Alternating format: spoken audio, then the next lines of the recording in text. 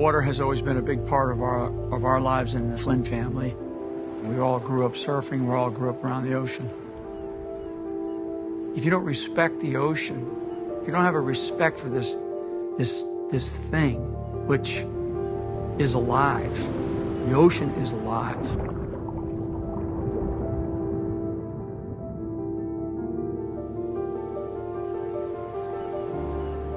I went into the service because I love our country.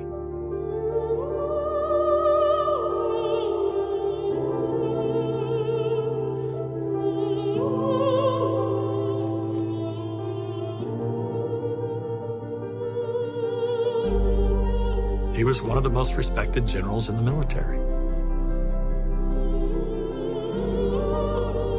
And I come home and I find out that the worst enemy that I'm going to face in my life is right here in America. President Obama said, but I do have one specific recommendation. Stay away from Michael Flynn. He's bad news.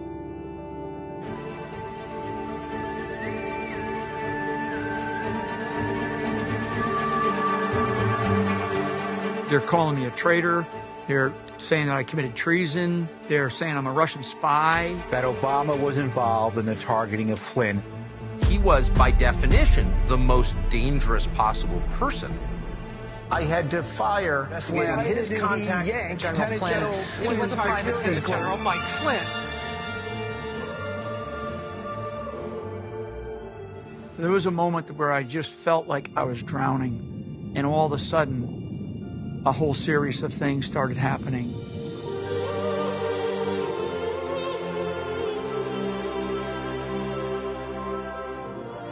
I actually feel blessed to be alive right now, and I can tell my story.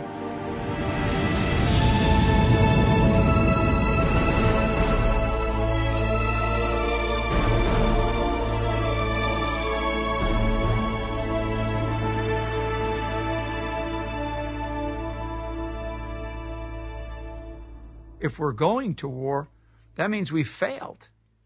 That's the fascinating thing about war. It is an absolute failure of policy. It's a failure of diplomacy. It's a failure of leadership.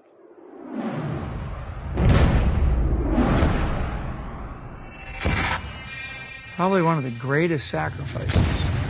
It's when one lays down their life for this country for reasons that they don't even understand. And they do it trying to help people that don't even care if they're there. And they're dead.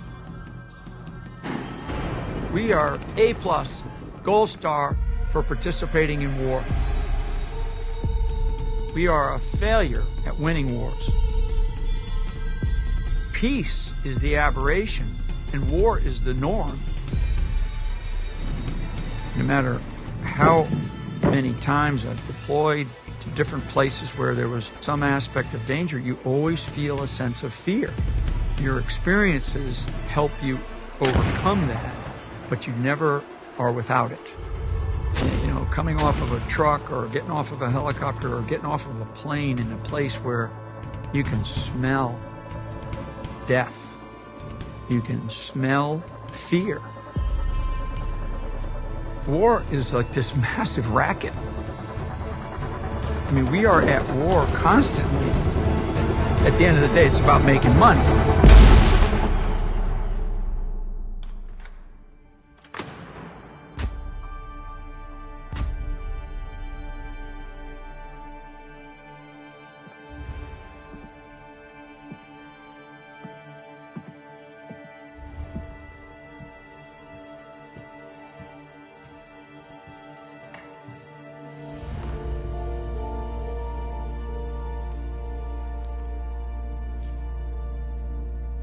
Sounds rolling, all 3 cameras, we're good. Danny, speed. Okay, we're ready when you are. I had just taken command of a battalion of about between 500 and 600 people. And my operations NCO comes in and says, "Hey, sir, we just had a helicopter go down." And this is where I really learned about being steady. Because when I think about that, I mean, 9 people, So as I'm walking up the road, I see the smoke, and I look, and I walked right up to it. I mean, I was standing right next to it, and it was just one black patch that was like the outline of a helicopter. Just a black patch on the ground, all burnt up with a bunch of bumps. Okay, bumps that were probably no more than like 2 feet high. Okay, and those were the bodies. And you know, obviously the smell of the fuel that was burning, the bodies that had burned. And so there they are. You're staring right there. You're standing there going, holy crap. On my orders, coalition forces have begun striking selected targets of military importance to undermine Saddam Hussein's ability to wage war. When the war broke out in Iraq, I was sort of like, well, I guess we have to do this, but hold on a second. I didn't connect the dots as to the reason why we would invade a sovereign nation like Iraq. I always questioned the necessity of that war. I thought it was crazy, and I thought the Bush administration managed it very poorly. The amount of money that we spent in Afghanistan for a losing cause is more than was spent on the Marshall Plan to rebuild Europe, all of Europe, after World War II.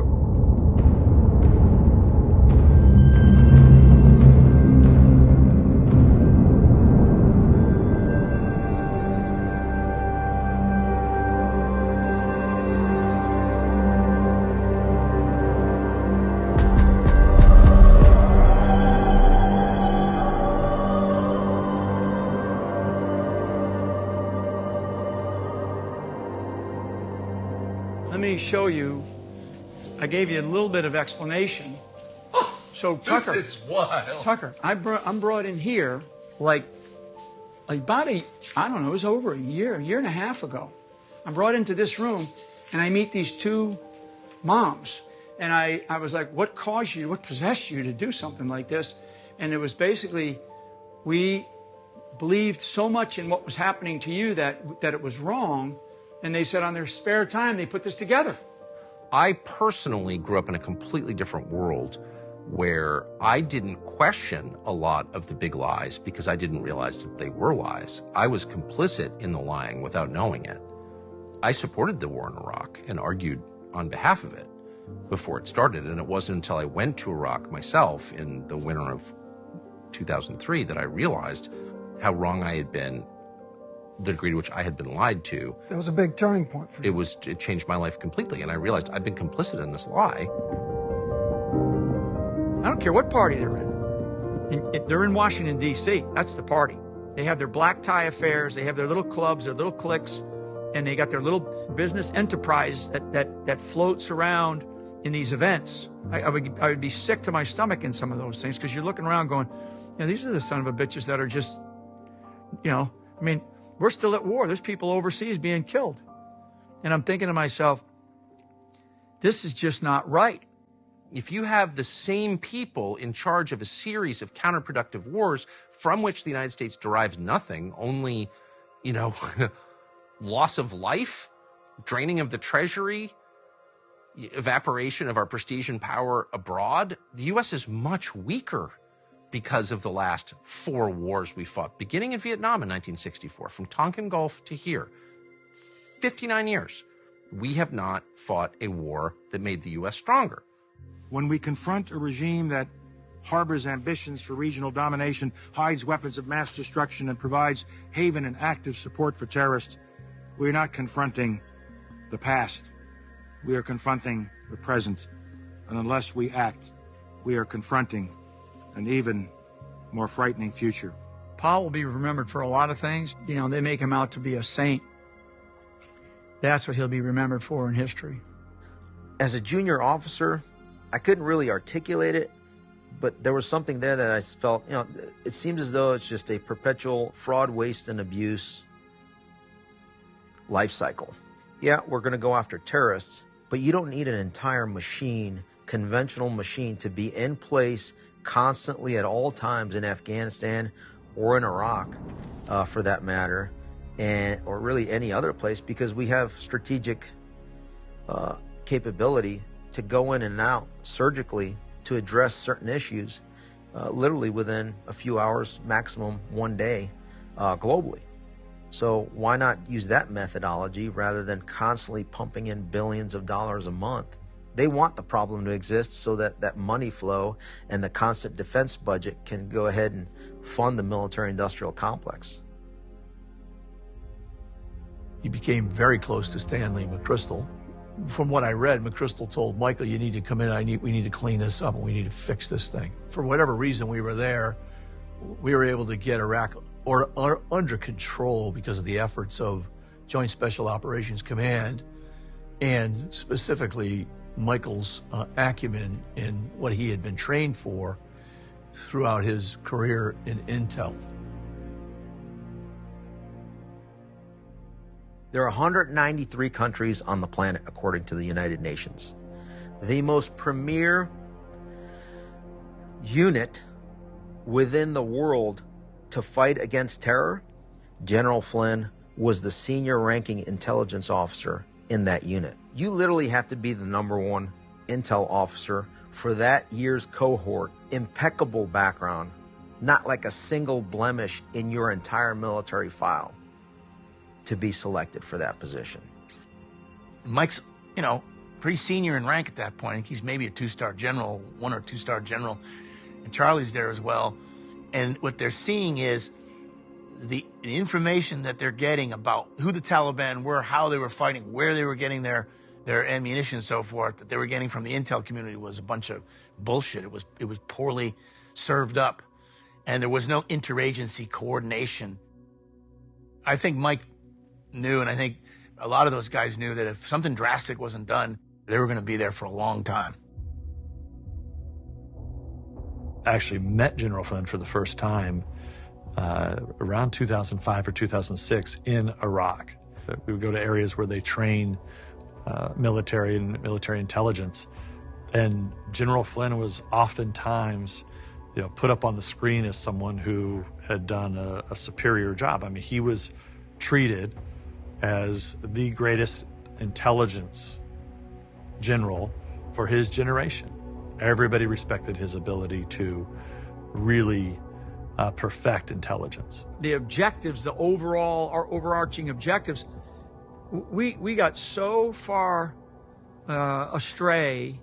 The Bush administration, the Obama administration, I mean, we just lost sight. And you're in this constant war. And we would be having these conversations going, Jesus, when is this going to end? When, it can end. It can actually end. And it can end on our terms. The report you wrote in 2010, right. Fixing Intel. Mm-hmm. In fact, it's right here. Let's see it. The full title, A Blueprint for Making Intelligence Relevant in Afghanistan. I was a senior intel officer out in Afghanistan. I mean, I went around Afghanistan to damn near every little town and village and I did my own assessment. And there was a lot of people that didn't like that back in Washington, D.C. but I'm on the battlefield. This is an indictment of the intelligence community.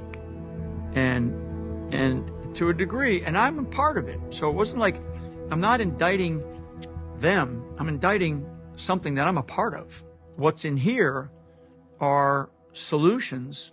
And in a way, I'm hoping that it's not too late. When General Michael Flynn found out, all sorts of intelligence was necessary for soldiers as they were fighting in Afghanistan. It was all getting lost because it was being collected in Afghanistan and having to go through Washington before it could come back to Afghanistan. I mean, there were lives being lost. There were missions that were botched and lives lost. There's an example in our family of this. In Iraq, Charlie was deployed in Iraq. And Charlie was taking care of the highways out of Baghdad down into the Gulf through Kuwait. Charlie had a bunch of guys that were fighting as an infantryman, and Mike's running intel over there. So they're brothers. There's a chain of command. but they're brothers. So Charlie's able to tell Mike, hey, this is what I'm seeing down here, without having it filtered to Mike. If Charlie told him what was going on down the street, okay, south of him, and what they were seeing down there, that he was going to get accurate information and be able to use that and act on it. This gets published, huge outcry in Washington, D.C. The heads of all this just giant monolith called the intelligence community, all the agency heads were like, you know, they wanted my head. 10 years of war. I stick my name on that assessment. And I'm saying to the intelligence community, we're still not able to do our job. We're not doing our job. There's so many things that are addressed in here from the perspective of understanding your enemy and understanding the environment and understanding yourself. It's a very basic statement about warfare. For the officers, the last promotion is to Major General. Everything after that is an appointment by the President of the United States. Jim Clapper wanted me. He went to the President, and the President appointed me. So in this case, that's President Obama. So President Obama appoints me into that job as the Assistant Director of National Intelligence, and then I have to go through a full Senate confirmation. So I'm coming back to Washington, D.C. We're going to be able to keep our family there. You know, this is good. I'm going to get promoted.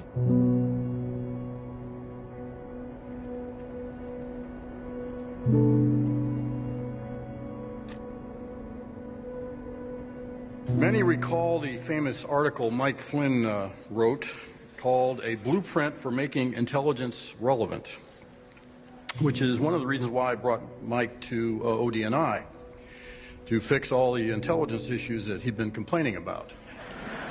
There's a phrase in the military, and I don't use my Irish too often, but you know, they say "fuck up and move up," right?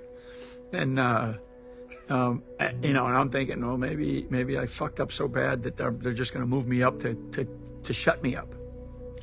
It may very well be a case of bringing your enemies as close as you can so you can control them. Big title and a big job. Big job, huge job. I mean, the pinnacle of someone's career as an intelligence officer in the United States Army. It's like almost the number one. It is the number one job unless you're the national security advisor, which he ended up becoming as well. I've had a lot of time in combat, probably more time in combat than most people, you know, that were in my sort of category.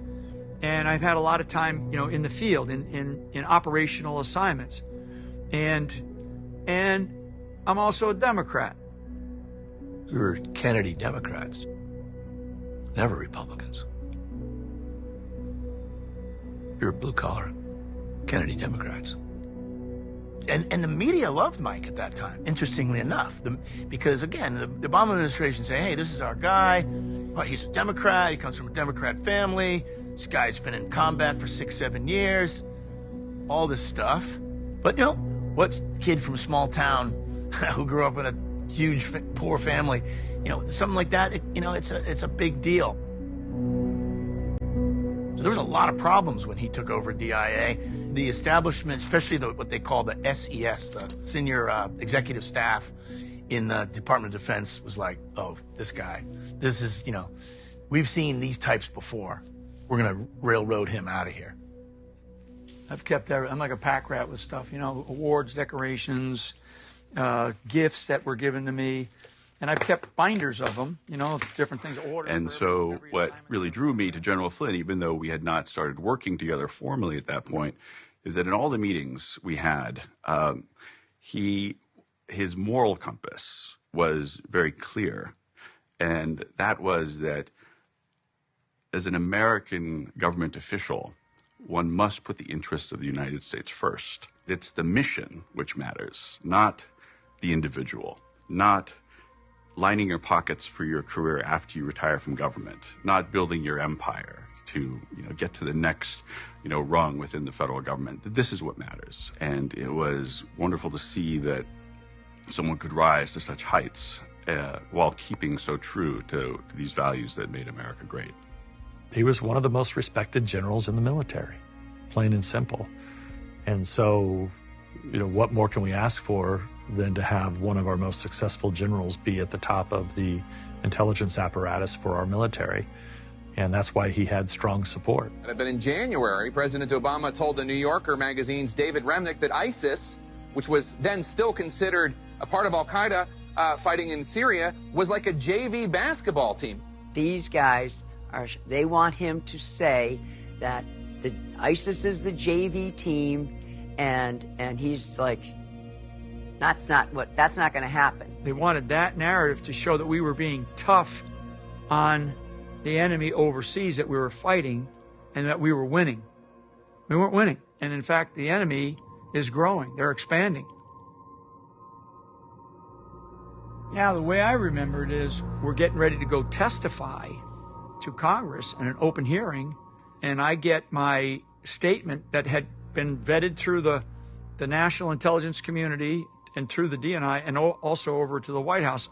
It's basically got red lines to change my testimony there, right? Everybody wants to hear all the different perspectives from these different organizations.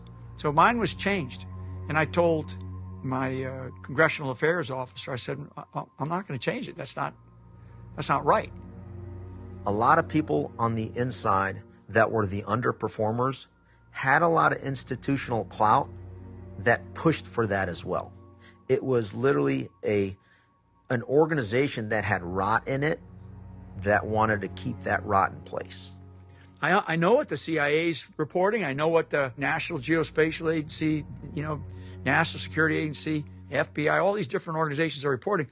But I'm responsible for my agency, and I'm responsible to tell the truth for what my agency believes. This organization called ISIS was expanding rapidly, and they were in like 4 or 5 nations around the greater region from literally from West Africa all the way over to, in some cases, Indonesia and the Philippines. I'm called into an office call with Jim Clapper. So he goes, we're going to ask you to step down. And immediately I said, is it because of my leadership? He says, oh no, it's not your leadership. Because if it was, I'd cut you off at the knees right now and you wouldn't go back into the job. That was my interpretation. He said it's because of, and he used the word attitude. That's how I remember it. And I walked out of that room and I called my wife and I said, honey, things are going to change again, and in a funny way, you guys Lori about it, if she even remembers that part, because there was so many. But she was probably relieved that I was, finally going to retire. I never changed. People that know me from the time I was a kid to the people that work with me as a young officer and all throughout my career, I never changed. So what changed? And Jim Clapper, who brought me in and hired me, what changed, Jim? What changed? Was it because I wasn't towing the line for the administration? I wasn't towing the line for the intelligence community's, incorrect, false narrative. And sadly, tragically, when I think about, that was 2014. When I think about 6 more years of fighting and dying and the bullshit,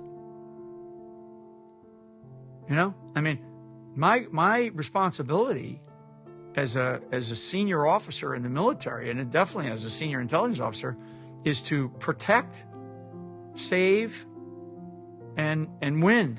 These assholes are towing a political narrative that was total bullshit. Something didn't smell right for me.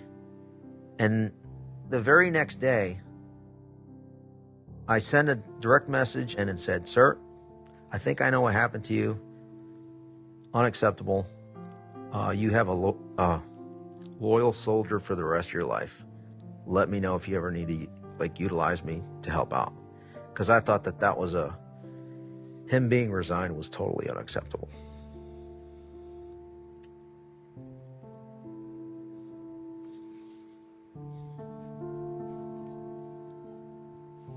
I loved DC. I loved Virginia. We loved being there. We loved living there. We had happy times there until This all happened when he retired and then decided to go and work on his own. In your career, I have always found, whether it's in your service or if you spend a lot of time in the joint community, you will run across individuals and you will say to yourself, that guy is amazing. And early on when I met Mike, I thought to myself, that guy is amazing. Today, as we would say in the Navy, we watch pass over the side, probably the most visible intelligence professional that we have generated within this department in the last 10 or 20 years. So Mike, we all want to say thank you for a great job. We want to thank you for making a great, great difference. Lori, we wish you only the best. We know that a lot of opportunities ahead of you. I can't wait to see where the journey is going to take you. I don't think we've heard the last of the Flynns. That was, without a doubt, a real test of a relationship. And she was patient. They saw her get mad, but she knew he was right. And I know, we all knew he was right. Lori was a stabilizing force in his life. She's a special gal. She's strong, unwavering commitment. I think Lori saved his life, actually, as a teenager, if you ask me. I think that if Michael hadn't really, been kind of swept up in that relationship as a teenager, you're talking 14, 15 years old, that's a young person. I think that Michael could have gone a completely different direction. Probably God at work there, honestly, when that relationship bloomed. And who would have thought that at 14 and 15 years old, they'd be married, today, after all they've been through, 48 years, almost going on 50 years. But that relationship at that time in Michael's life gave him a reason to get focused on something. He did better in school. He did better in sports. He got really into playing sports in school. Of course, then when he went into University of Rhode Island, the Army, in the ROTC program, was another godsend for him. For a rambunctious guy like Mike Flynn. I went to kindergarten through 8th grade in one Catholic school and then didn't go to public school till I was in the 9th grade. That was a big eye-opener for me, for sure. And that's when I first met Mike, too. That summer going into the 9th grade. We didn't date in 9th grade or anything. We just kind of went steady for 2 weeks. And then we went our separate ways. I always saw him in the halls in high school, but we kind of had our own life for the next 2 years. And then our senior year, we got back together again. We both said that night that if we go out with each other again, this is it. You're not, no straying. So when Lori and I were married, during the wedding ceremony, the priest, who was also a cousin of ours, Philip, Father Philip, is a part of the beach, and we call it the Rock. We would go spend a lot of time surfing there. He described Lori as that rock, unmovable. He described me as the tide. I think my husband is the rock, really. I think we're a great team together. I can't say that I never lost it during this whole thing. There were times that I was pretty rock bottom.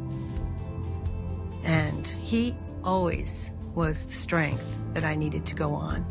He always had the best case scenarios that we would, he would always put it in a better light than I could. And there could have been no better description in our marriage. We're getting ready to go into 42 years of marriage. We've known each other since we were 13 years old. A steady rock in this ebb and flow of life. And I knew that I could depend on her to do a lot of things that I was not going to be able to do. And many of the times because I'm deployed. Prayer and God came back into my life, into both of our lives, because we were at wit's end sometimes. And that was one of the only things that we knew we had. May the rain fall soft upon your fields, and until we meet again, may God hold you in the palm of his hand. Slante. Amen. Slante. Slante. The house that we ended up growing up in Rhode Island belonged to my grandfather. We came back to this house that had one bedroom, one little tiny bathroom, a little tiny kitchen. All the boys were in bunk beds, and my parents slept in the living room. It was a pull-out couch. For a while, there were 3 oldest, 3 middle, and 3 youngest. and I was part of the 3 youngest. So I would be in the bathroom, and I would never get, like, it alone. I would be scrubbing my teeth, and so the boys would come in. You know, I gotta go, because it was one bathroom, but that bathroom door, that got knocked down a few times.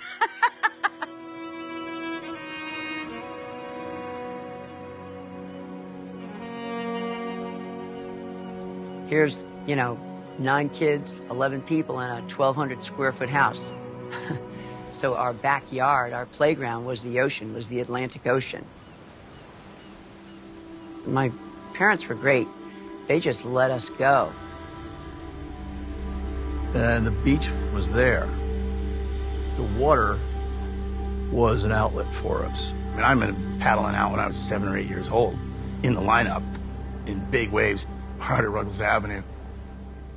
It was literally, you could run out in our backyard, pick up a throwing rock, and you could throw it into the ocean. It was that close. We started to realize, hey, there's guys out there surfing, and we could swim like fish. And the kids would be swarming all over the beach. I mean, there'd be like 5 or 6 of them. That was a lot of fun. It really was a lot of fun. You know, we would go surf all winter, surfing hurricanes. So it taught us a lot about endurance, being in the ocean for hours. There's a lot of people that surf, but those of us that find it as a spiritual thing, in our family, it's a spiritual thing. It's very, very powerful. You have to respect the power. What is it telling you at times? If you're out in big surf, that your life could turn in a second. Taken off on a wave, wiped out, been dragged down, and felt like I'm out here all alone. That is a respect that I learned, and I still have it to this day.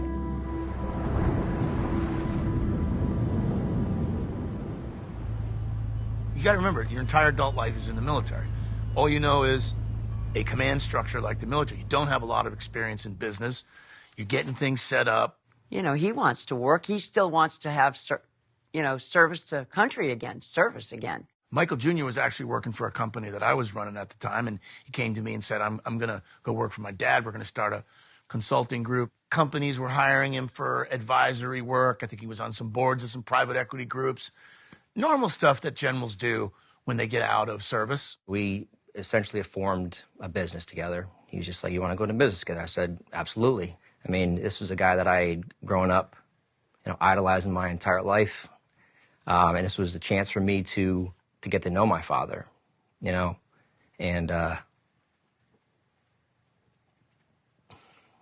no,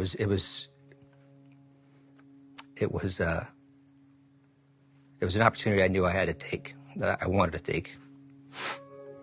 I love the idea of being able to work with him because for many, many years of his life, I wasn't around with military and deployments and moves and schools and high schools and baseball games and birthdays. And hell, I almost didn't make it to his wedding. I flew in from Afghanistan the night before his wedding. And I was lucky that I made it. I was so happy that I was going to be able to do that with him, to be closer to him, working with him on a daily basis. People started to reach out to him to ask him for his advice on a lot of the foreign, what was happening in foreign countries. And so he was advising everybody. When I look at what the country needed, the country didn't need another Clinton or another Bush. That was clear. I'm pretty sure that he knew then that Donald Trump was going to be the nominee. We did meet with other candidates. I mean, I remember sitting down with Ben Carson, Carly Fiorina, Ted Cruz. Probably why I wasn't asked to help those Jeb Bush or Hillary Clinton, but I never said no. I was just never asked. I was praying that there was going to be somebody that rose out of the ashes who wasn't a typical politician. And I looked at him and I go, Donald Trump, are you out of your mind? He goes, I'm telling you right now, Donald Trump can beat Hillary Clinton. I said, why? He goes, because the country's ready for something different. He met Trump for the first time in 2015. He expected it to only be like maybe a 20 or 30-minute meeting. It turned into like a 2.5-hour-long meeting. If we can end these wars that we are in, where we're pouring trillions and trillions of dollars and we're not winning. And Trump was the one that had that. That was the conversation that I initially had with him. I was happy to support Trump as well, because I just wanted to see. I didn't see all the hope and change as much as I want, with Obama, and I wanted to see what would happen with Trump. My first bombshell, was, and I was proud of him. It's true, but it was at that Republican convention.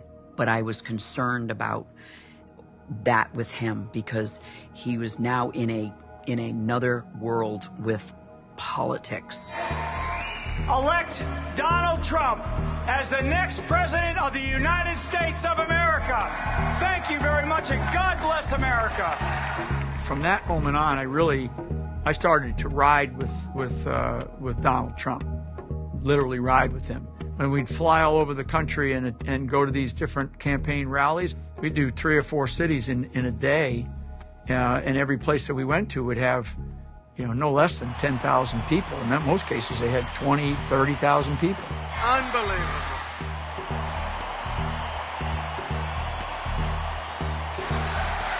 We are going to win back the White House. It reinforced for me the sentiment that I felt about the direction of the country.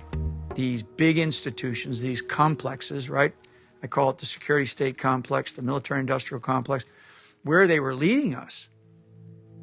And they're leading us down a path that nobody wants to go down. It's like they say, right? Flynn knows where the bodies are buried.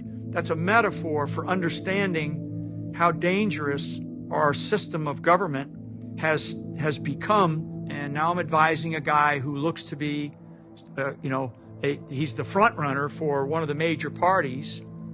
And he has a shot at being president of the United States of America. Big deal, right? It's huge. It's historic. And so you fast forward into June of 2016, and now I get a phone call from Corey Lewandowski saying, hey, we're going to vet you for vice president of the United States. I said, wow. That was like, I didn't expect that. I'm saying it. I think Pence envied Mike's relationship with Donald Trump.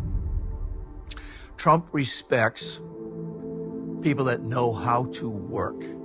Pence was a lifetime politician. Priebus was a lifetime politician. They're GOP party hacks. Mike was a dyed-in-the-wool soldier. Trump traveled with Michael for months before he was elected. Pence was pulled in politically. Mike became close to Trump as a friend and trusted, advisor, ally in the trenches through the election process. Mike Pence, Newt Gingrich, Chris Christie, and Mike Flynn. It's humbling. It's a humbling experience to even be considered, to be thought about like that. The fascinating thing about that is that of those 4 people, 3 of them were, I would call, hardcore Republicans. One, Mike Flynn, is a registered Democrat. I went into the White House as a Democrat, right? Because I didn't give a shit about the politics. All I cared about was our country. So I get a phone call, from Trump. How you doing, Donald? What's going on? He goes, well, you've seen everything. He goes, I'm not going to go with you as the vice president. And he kind of, flippantly jokes, says in another time, maybe being a Democrat would be a good thing. But he goes, but it's just, it's not going to work out this time. And I said, no problem. I'm here to help. However I can, help out. And he told me he was going to Indiana and Mike Pence was going to be his choice. The next Vice President of the United States, Governor Mike Pence. Thank you. Thank you, everybody. Thank you. All these other sycophants and all these people that are consultants and and part of the campaign, they're like getting paid. They're on a payroll, big payroll. I never took a dime, not a dime. I didn't get paid a cent. I did that because that's what I felt like was my like responsibility. They spied on my campaign. Well, there's no Leslie. real evidence of that. Of course there is. It's No. all over the place. Leslie, Sir. they spied on my campaign and they got caught. The government, the federal government, the United States intelligence community, elements within it, the most senior law enforcement organization in the country, the FBI, was spying on a presidential campaign. We didn't know it. We can't Look, let me put tell on you. things we can't verify. Leslie, they spied on my campaign. Well, we can't verify It's been totally that. verified. No. Donald J. Trump will become the 45th president of the United States, defeating Hillary Clinton in a campaign unlike anything we've seen in our lifetime. And I'd be lying if I didn't admit that, like, you know, I didn't really think Trump was going to win either. But then he got elected. And as I said last night, my #1 priority in the coming 2 months is to try to facilitate a transition that ensures our president-elect is successful. Obama talks to Trump about two people, threats apparently to him, certainly to at least one to the United States. And one of them was Kim Jong-un, the dictator over in North Korea. And the other was General Mike Flynn. You know, the one thing Obama tells Trump is don't hire General Flynn. I mean, you can't make this stuff up. So I go upstairs to Trump's office, and he started telling me about this conversation that he had with Barack Obama. And I said, really? And he goes, what do you think about that? And I said, you know something? I've never met the guy. Never met him. Never met Barack Obama. Although he picked me twice for 2 key jobs, I said, I never had the opportunity to meet the guy. So why he would say something like that, I have no idea. And he goes, yeah, neither do I. And he goes, I don't trust the guy.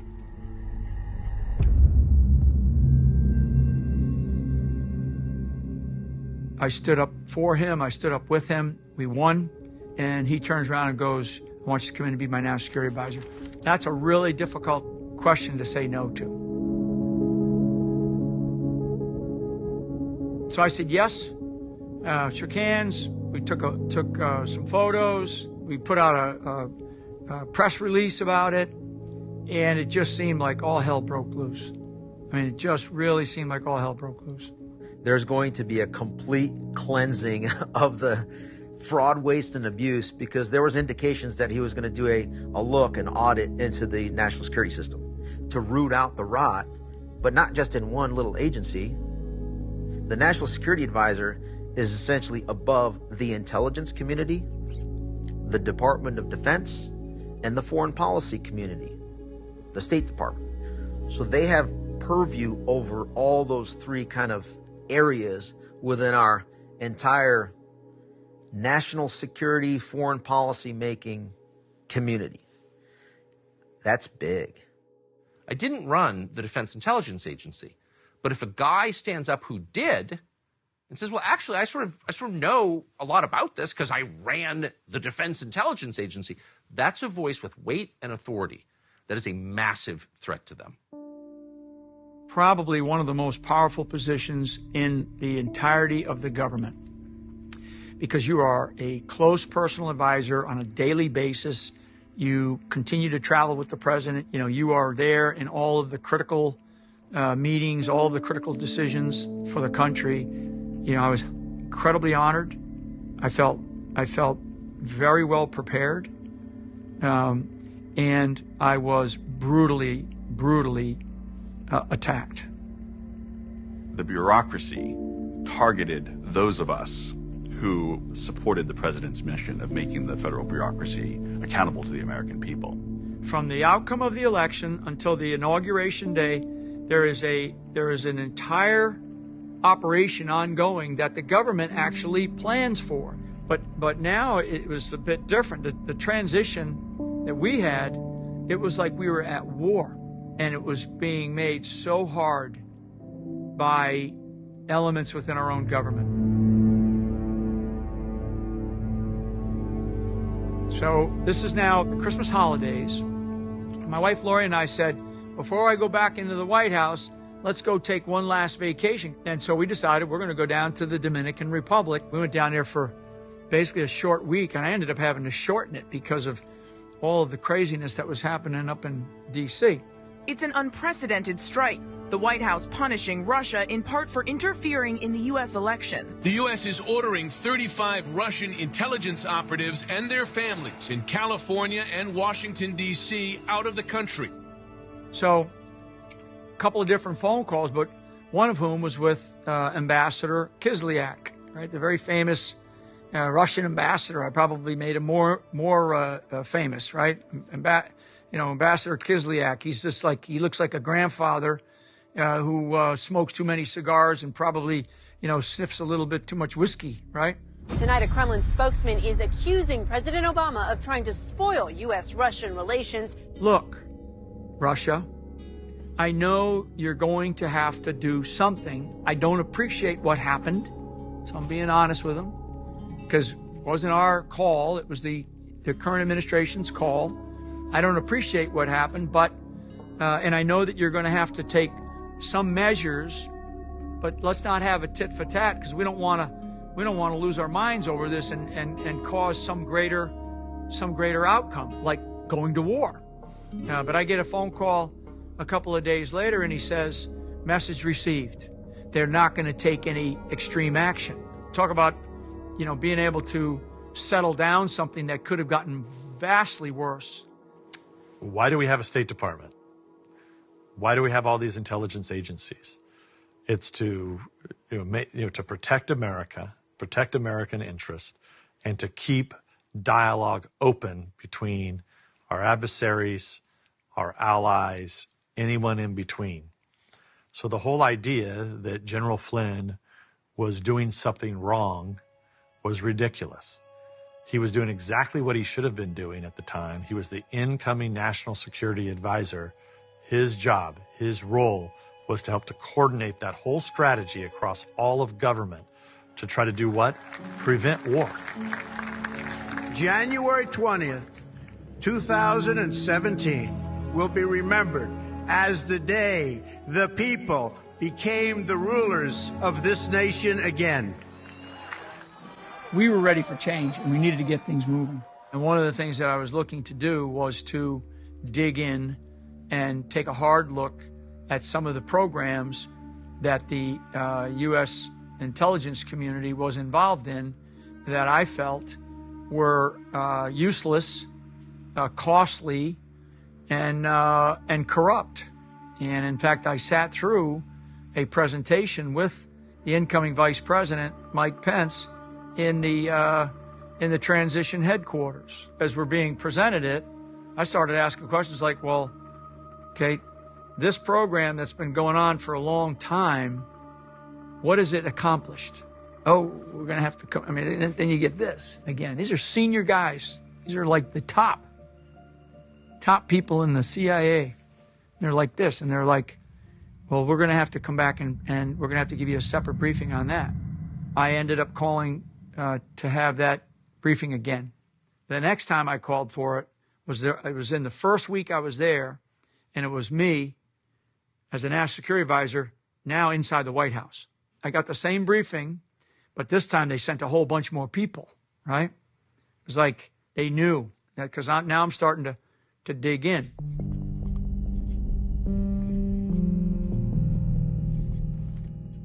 Thousands and thousands of years ago, guys like Sun Tzu, famous military theoretician, studied him. Everybody that's ever served in the military at some level stayed in long enough, as hell, even a lot of people in business study Sun Tzu's Art of War. Well, what does Sun Tzu say about war? War is deception.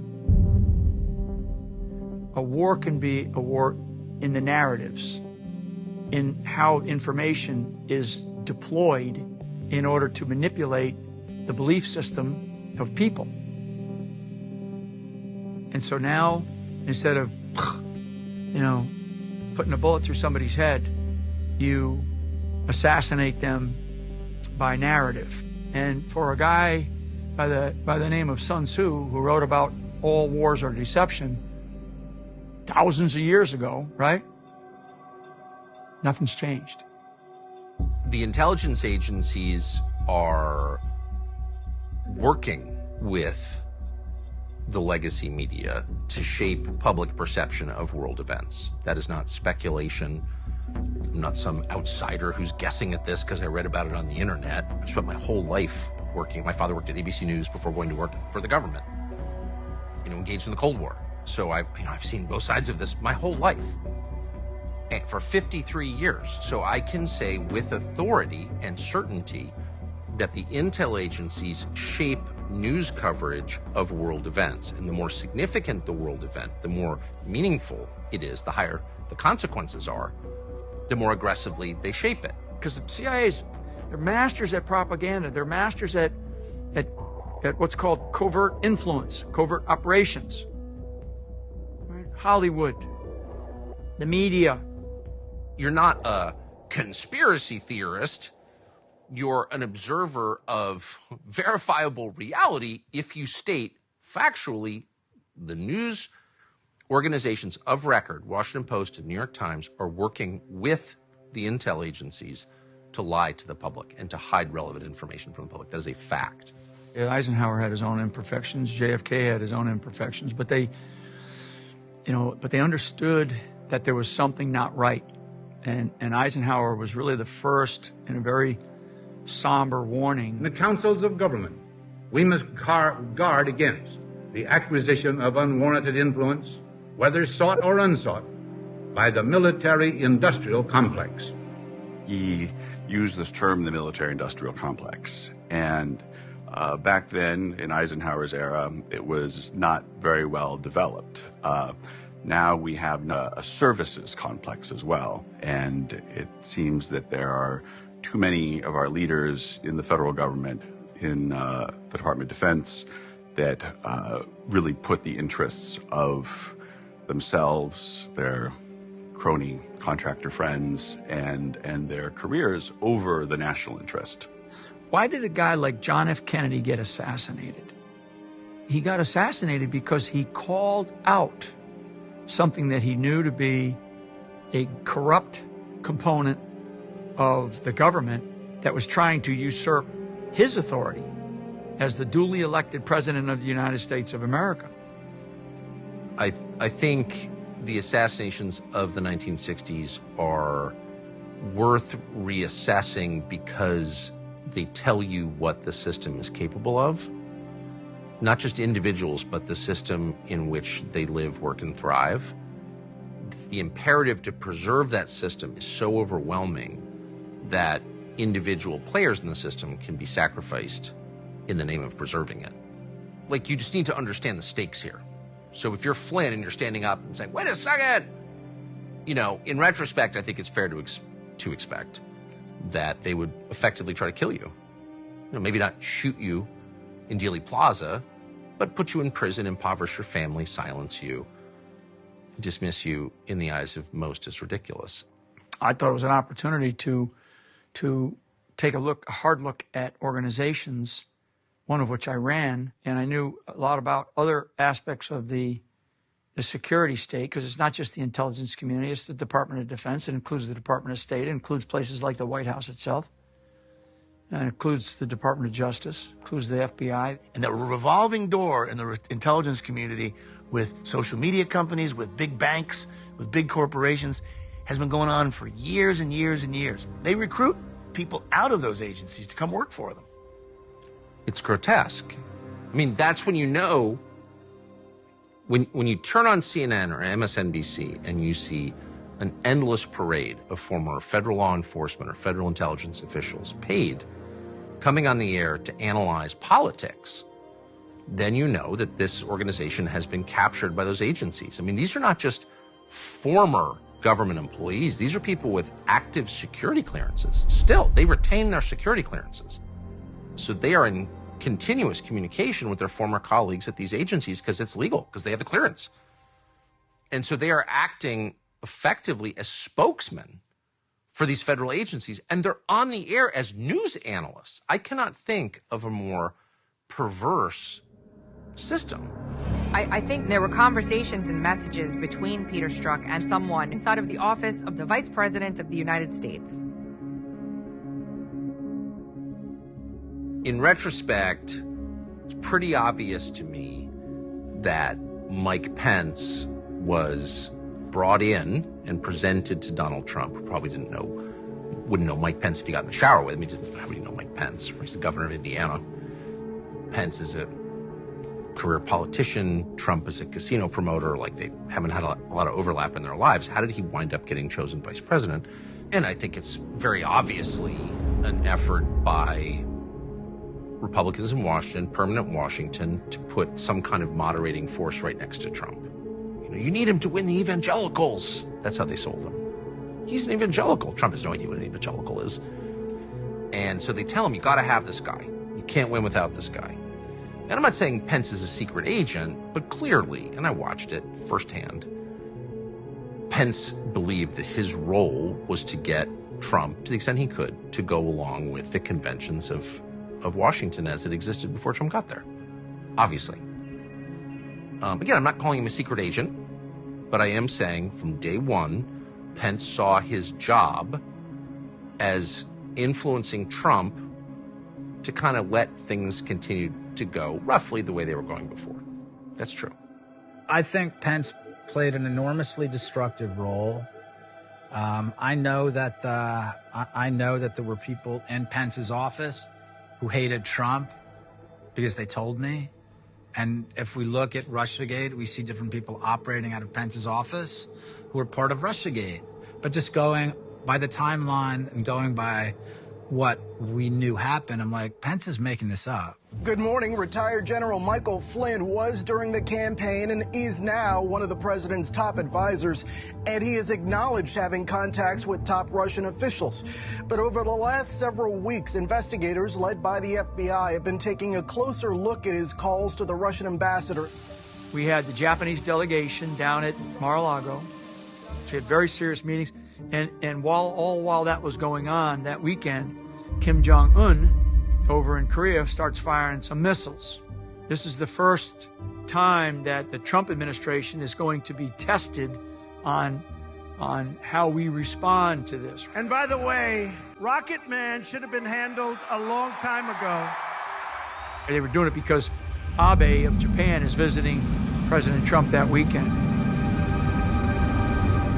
I took Abe and Trump into a SCIF, a secure facility that we set up at Mar-a-Lago. I took those two in there and briefed them on what was happening. I showed them all the intelligence that we had, some photographs of the missiles, all this stuff. I took them through the whole thing like I'd briefed millions of other intelligence briefings in the past. I laid it out in front of them. The next day, we had more talks with the Japanese, and we're still, reeling, and the media is going crazy about all this stuff. I took like 30 minutes to go back over to my room because we're going to get back on Air Force One, packing my bags, and I get a phone call, and it's Reince Priebus. I said, what can I do? How can I help you? And Reince Priebus tells me that I'm in the Situation Room with Vice President Pence, Deputy Director of the FBI McCabe, and Deputy Attorney General of the Department of Justice, Sally Yates. And they just briefed us, they just showed us a document that you clearly talked about sanctions. Because this is one of these surreal moments. It's like things you never forget because it was such a seminal and significant emotional event for me. I said, so what are you telling me? Well, the vice president is upset, and we're gonna have to, we're gonna be talking to you when you get back. Like I'm a fucking school child. I show up to the White House the next day. Now there's all kinds of rumors about Flynn's, gonna be fired, resign. It's all flying all over the place. So it's all leaked. The Situation Room is a very secure facility. We're talking about people that should know better. I mean, just those 4 people that were in that room and me on that conversation. That day, Reince comes into my office and says, the president he's going to want you to resign. And I looked at him, I was like, really? I said, did he say that? Is that coming from you or is that coming from him? And he said, well, that's coming from him. And I said, okay. I go, well, here's what I want you to do, Reince. I want you to go let the president know that I want to hear it from him. And he was like, and he goes, you probably should put together a resignation letter. When he called to tell me that he was resigning, he told me that I'm going to resign tonight. And I was like, oh my God, really? And it was just sort of surreal. And he said, yeah. He goes, I'm going to go see the president right now. I was like, okay, I'll be here when you get home. Who was in the meeting was Reince Priebus, Vice President Pence, Steve Bannon, and Jared Kushner, and the president. And president, reads the letter. He's like, I could tell that he was visibly upset, but not in an angry way. He was just upset about the whole thing because he knew how hard that I had worked my ass off for him to win the presidency. And I had, I just wasn't a guy that comes across as, a bullshitter, or a liar, right? He said, he kind of looked around the room and goes, we okay with this? And looking back, it could have been, a couple of things could have happened. He could have said, you know what? This is bullshit. You two guys kiss and make up, because I had already apologized to the vice president about whatever it was that he felt like I had misled him on. I already apologized to him. So there was no, hey, let's kiss and make up. We got a country to run here. Nope. Vice President Pence didn't stand there and say, you know what, I can live with this. Mike got it. I understand that all the dynamics of what was happening. Everybody's busy. We have a country to run. Before I left that meeting, the president got up, and I walked up to the side because I was kind of standing at the corner. And I walked up, gave him a hug, gave him like a big man hug. And I stepped back and I said to him, I'm just going to give you one warning about one person. I'm going to tell you that the person that you need to watch out for is the deputy director of the FBI, and his name is Andrew McCabe. And I looked the president dead in the eye. And he said, okay. He didn't really know who he was. Now, obviously, Reince Priebus knew him, and Pence knew him. They said nothing. So whatever they had said to the president prior to me going in that meeting, I could tell that from my departure, my departing sort of, man love moment with President Trump, where I could tell that he was upset that he had to do this and accept my resignation. And maybe he felt like if I stepped away from the White House, the whole Russia thing would go away. And that's when it all began. The information was provided by who I don't know, Sally Yates. And I was a little surprised because I said, doesn't sound like he did anything wrong there, but he did something wrong with respect to the vice president. And I thought that was not acceptable. As far as the actual making the call, he was just doing his job. That was very normal. First everybody got excited because they thought he did something wrong. After they thought about it, it turned out he was just doing his job. So, and I do, and by the way, with all of that being said, I do think he's a fine man. So Reince Priebus told me that they had just read a document that Yates and McCabe showed them that said I talked about sanctions. And we now know that I never talked about sanctions. There's a transcript of it. It's public information. Okay, it was a false document, which is really bad for two senior government officials to create. And that document must exist somewhere, okay? Or the only other potential answer is that Reince Priebus lied about reading about sanctions. I never talked about sanctions. In fact, I told the vice president that earlier on. I said, I didn't talk about sanctions. I told the FBI agents that came to my office. You look at this White House now, and it's hard to imagine two FBI agents ending up in the sit room. How did that happen? I sent them. Comey said in an interview, the FBI wanted to send agents over to the White House to speak to me. He admitted he did that outside the proper channels without any discussion or approvals from White House counsel.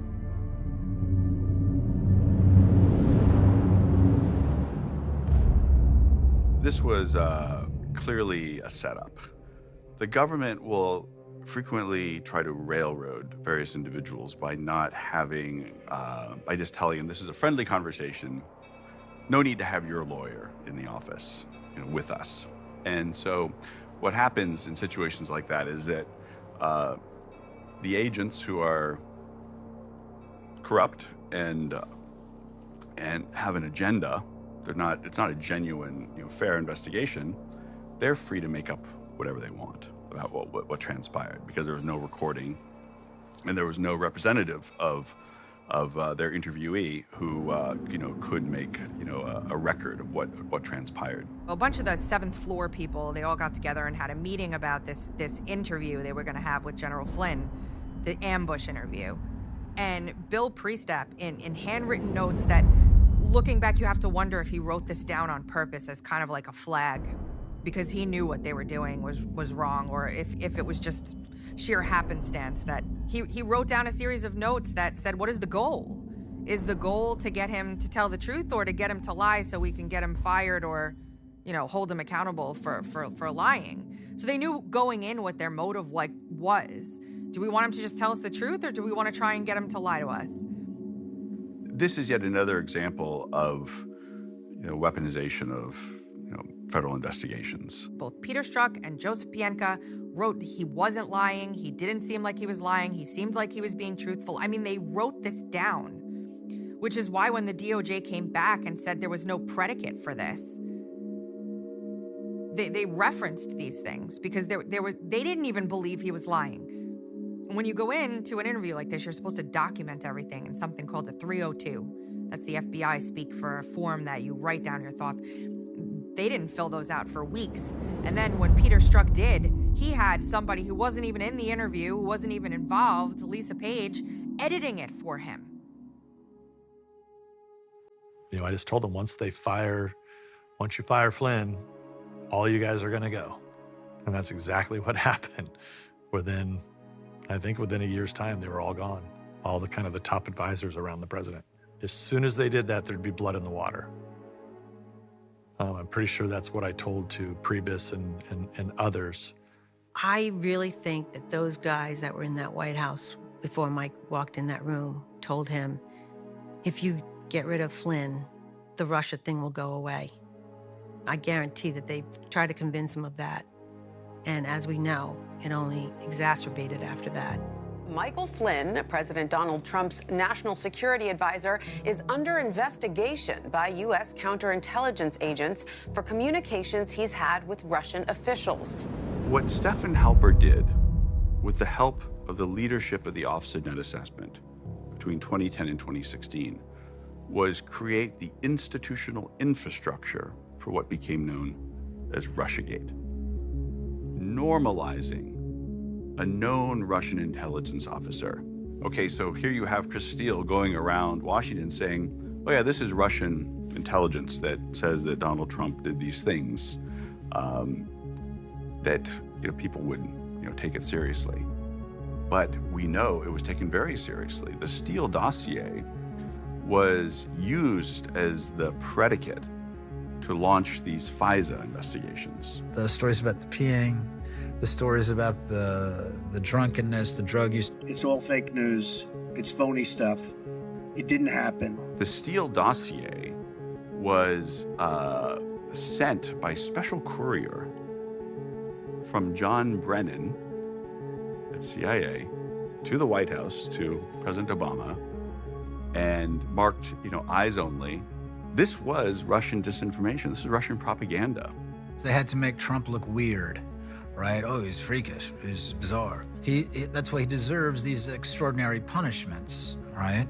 An indictment, an arraignment, an FBI investigation. Same with General Flynn, right? This is all about normalizing our enemy's propaganda to stage political hit jobs on American candidates for office, for the highest office in the country.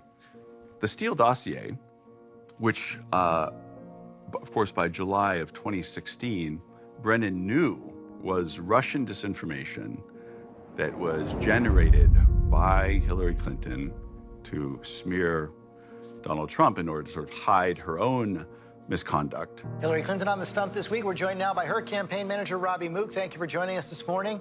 The hand of the Kremlin has been at work in this campaign for some time. It's clear that they are supporting Donald Trump.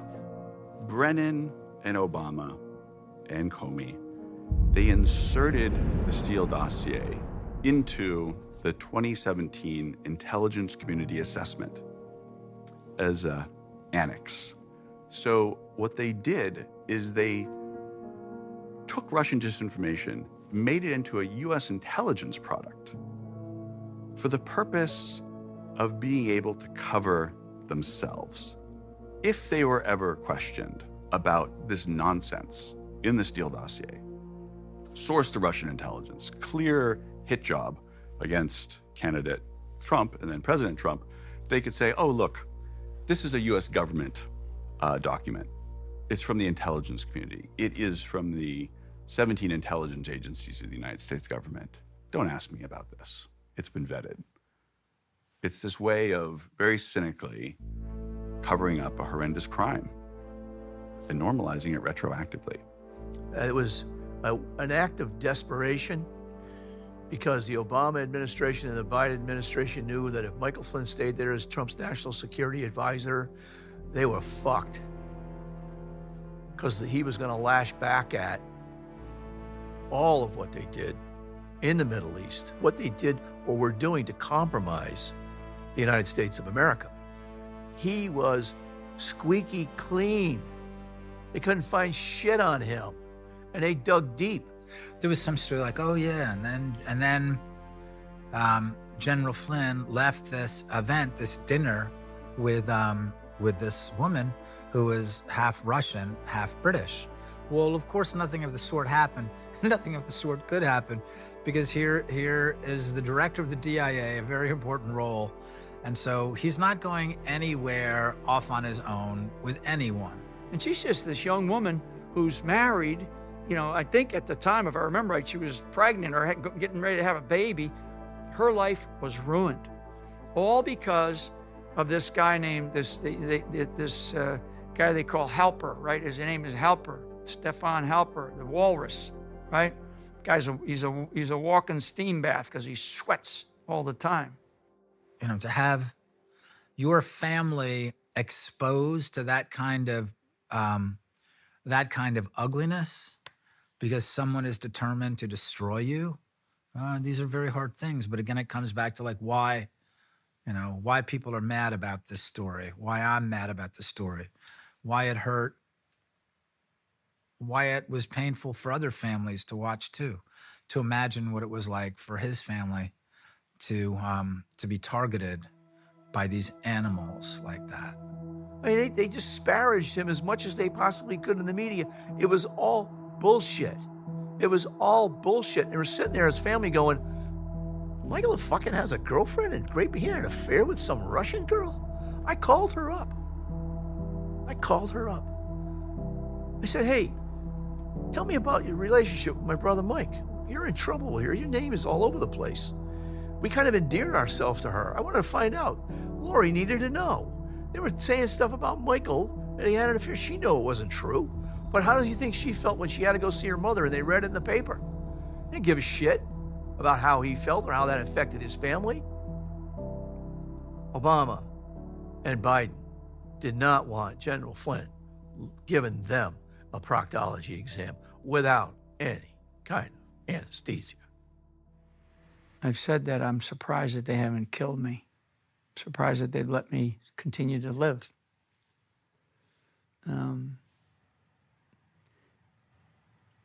Maybe they feel like they've done enough damage to where no matter whenever I pop my head up, wherever I'm at, they can just kind of go, oh, that's a conspiracy theorist. He's done this, he's done it. I mean, I know that there's an entire movement of people or an organization that their sole purpose in life is to make sure, no matter what I do, to find a way to show it in a dark light. You know, we've gone from the physical assassination of a president of the United States to a character assassination of a national security advisor. General Flynn had a private company. He formed with his son and a business partner. They were engaged by a private citizen in Turkey to do some work on behalf of this private businessman. So there was no need to report this because the private businessman was not working on behalf of the Turkish government. Did not receive any money from the Turkish government, wasn't working with the Turkish government at all. This was a private businessman engaging the Flynn Intel Group to do a job for him.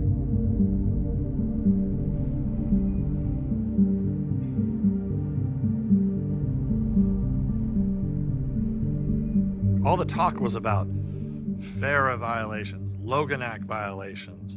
I mean, lots of crazy, far-fetched laws that had either never been enforced or were rarely enforced, and if enforced, they were like a slap on the wrist type of thing, not some multi-year, multi-pronged investigation. This Loffman guy who's running this FARA office, they send a letter to Mike saying, hey, you need to fill out this FARA form. So he didn't have to fill out a FARA form at all because he wasn't working for a Turkish government. He was working for a Turkish businessman. He's got a lawyer at the time. She says, well, the #1 FARA filing office in the country is this Covington and Burling. You know, you figure, I really don't need to do this, but I'm going to consult these attorneys to see if I really need to file. And they say, you know what, just to be on the safe side, file. You're filling out an application and, you know, Covington Burling, the #1 FARA filing law firm in the country, is filling it out. Okay, we're in good shape, right? So, but how did they blitz him with this FARA violation? Because they come back and they start adding that. Well, it wasn't a violation. They just put the wording into as many documents as they could. They would have some fishy line about FARA. What that did was that let the media take the term FARA, which is Foreign Agent Registration Act, and just call him a foreign agent. So now he gets blitzed and he's a foreign spy. He's another spy, you know, he's a Russian spy, he's a Turkish spy, he's all kinds of spies, you know. There are so many people who are collateral damage whose stories are so intricate that if you can't get people to understand this big story of General Flynn, however would you be able to get them to understand the intricacies? So again, at the end of the day, the Flynn Intel Group was retained to do business for someone who was not attached to the Turkish government at all. And they lied and said he was. They are smart again, right? They're going to take out the #1 military intelligence officer of our country, the national security advisor, who's about to find out everything. What do we do now? Let's go after his son. Was there anything more significant on this timeline to you, Dad, than anything else, or? You know. I mean, for me, it's that. Yep, that's it. If there's one thing that I think about more than... That's the meeting where they conspired to basically undermine the presidency of the United States of America. We live in a time right now where more than any other time in American history, the government, investigative agencies, especially the FBI and the Department of Justice, have been weaponized against the American people. When did it dawn on you that Michael would be a target? Probably by the middle of the summer, I started to feel that because their FBI's knocking on his door. And this is when I had a really difficult time being able to communicate. We had to communicate through lawyers, so I can't even talk to my son. Whose advice is that? That's the advice of my lawyers at the time. Looking back, it was horrific. And then all of a sudden, there started to be newspaper articles coming out that the Department of Justice is starting to look harder at General Flynn's son, Michael. My team of lawyers was represented by a gigantic law firm, they call them the White Shoe law firms in Washington, D.C., Covington and Burling, and you really do feel like they have your best interests at heart. They come across as professionals. And man, was I wrong. A moment of misjudgment on my part. That's all part of that Washington, D.C. establishment. You're looking at 25 years and about a half a dozen felonies, okay? And they're going to go after your son. And I'm like, you got to be shitting me. For what? And I'm sitting there, height of the Mueller investigation. It's really just kicking in. There's nobody around, okay? Who I had was my family. I didn't have big media stars. I didn't have big political stars. I didn't have the White House. We're already into our house being sold. We're already into an ungodly amount of money that it's costing, and you're just kind of like, I got to stop this. I got to stop this bleeding.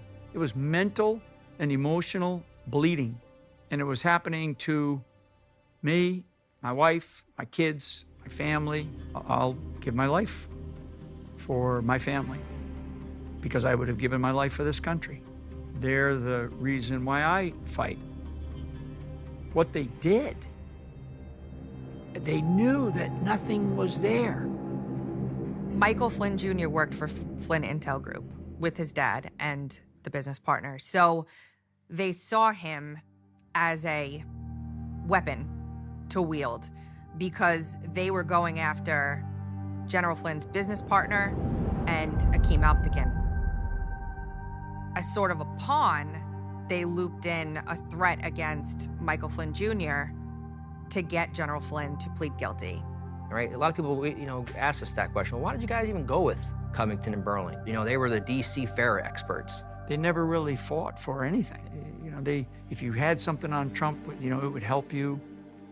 They brought my son in, knowing where he was in his life and knowing how bad the rule of law system is in Washington, D.C. That was a major pain point, huge. All the lawyers then became involved in something that is absolutely prohibited in federal court, in that they had an off-the-books part of the deal. They had this deal that was communicated to General Flynn where the government wouldn't put it in writing, but they would agree orally that if he accepted this plea, they wouldn't prosecute his son. What parent could ever say no to that?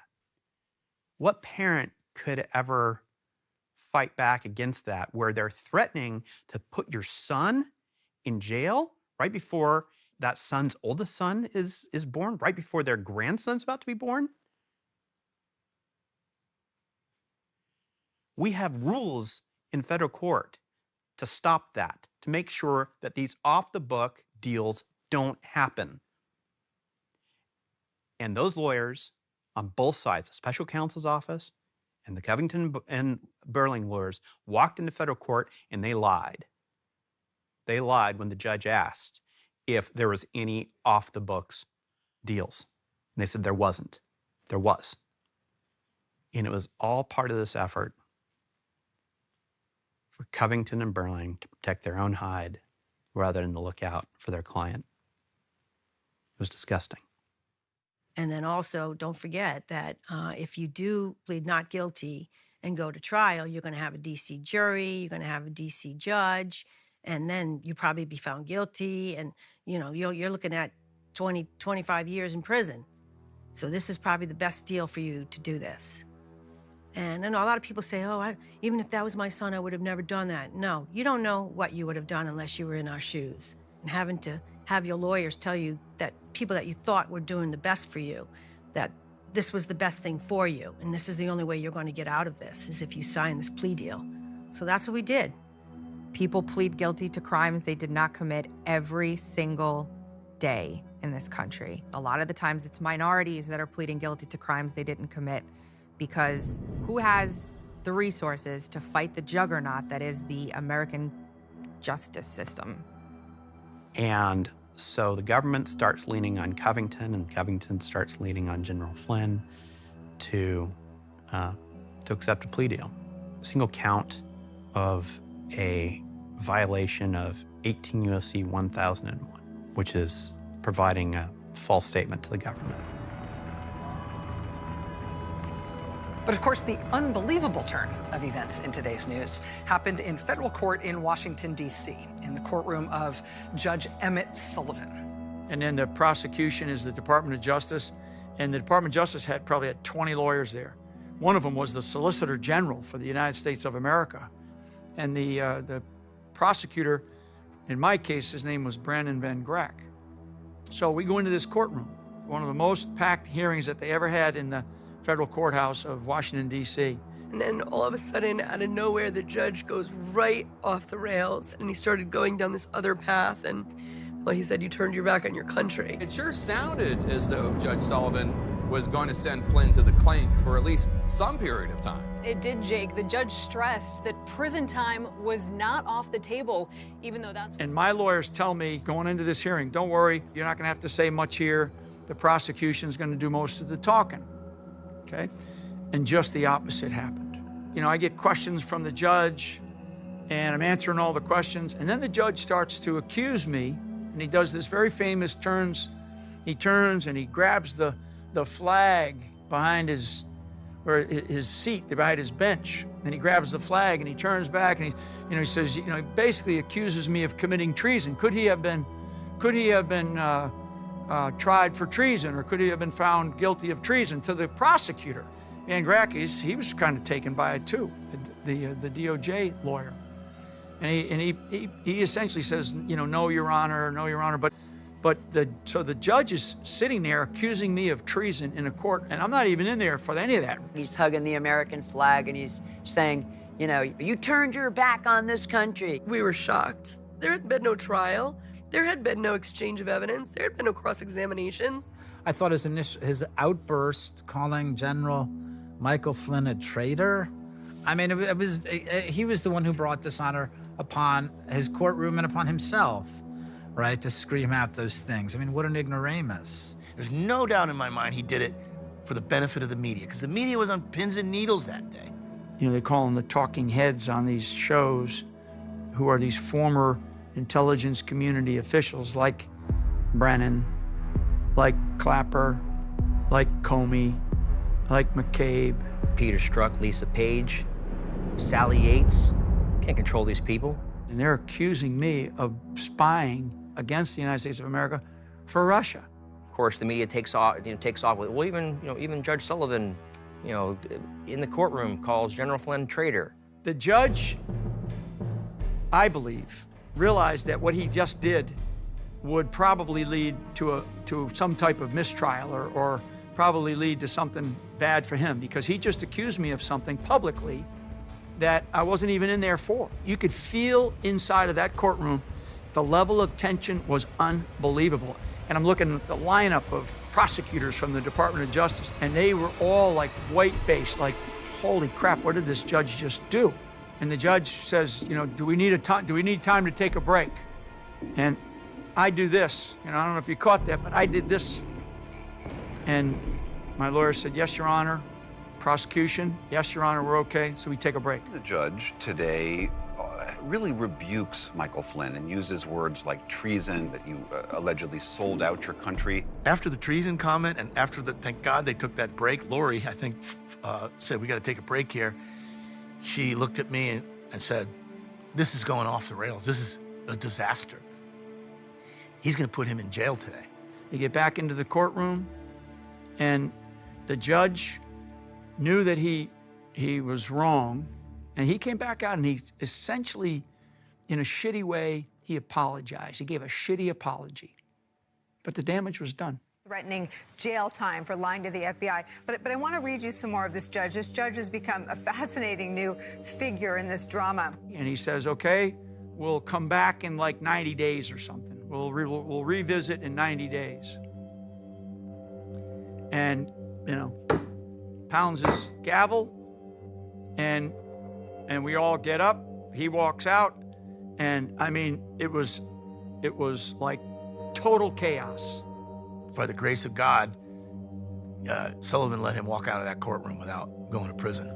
I think Sullivan regrets that decision to this day. We ended up going back over to my son Michael's house to just find some relief. The baby's running around. The baby, he's like crawling around.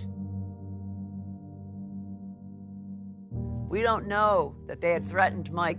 I must have walked around D.C. after that hearing for a good 6-7 hours, just walking around, just looking at the sky, like crying my eyes out. There's no resolution. You're 2 years into this now, okay? And you have no idea how much longer this is going to take. I'm battling with terrible PTSD from this experience. You know, I describe it as this constant drumbeat of subpoenas, search warrants, you know, email requests for information, eventual, you know, media, you know, parked outside of my house. You know, I want to talk about that being alone feeling. There are very few things that are worse than feeling alone when you're going through like incredible trauma. There's just so much that was happening, that I didn't understand at the time, you know.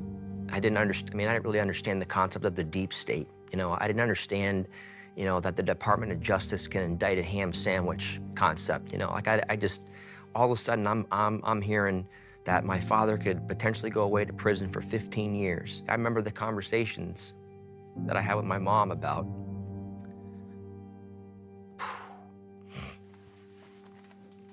just about like, which prison are we gonna go visit him at? I can't even imagine like what my mom was thinking about. It's been really hard on him. I think harder on him, than on me, truthfully.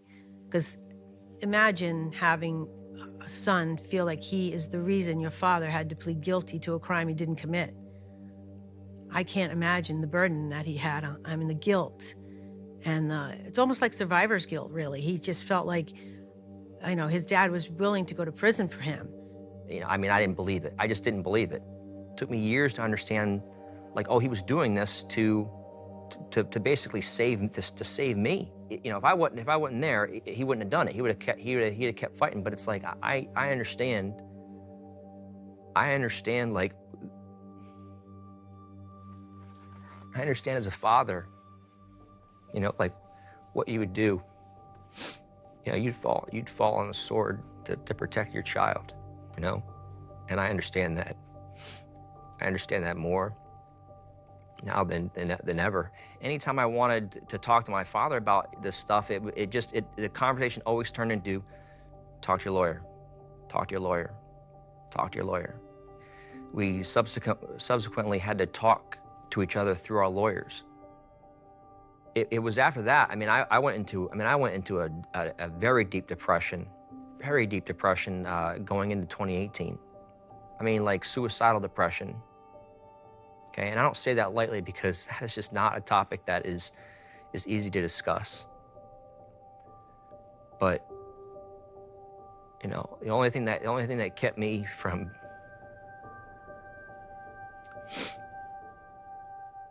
the only thing that kept me alive was my son. And thank God I have him in my life. Thank God I had him in my life then. What's your chance? One nation under God and the reservoir of liberty and justice.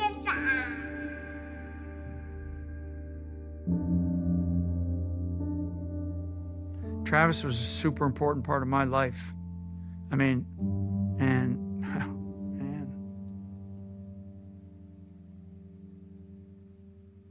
little peanut just turned 6.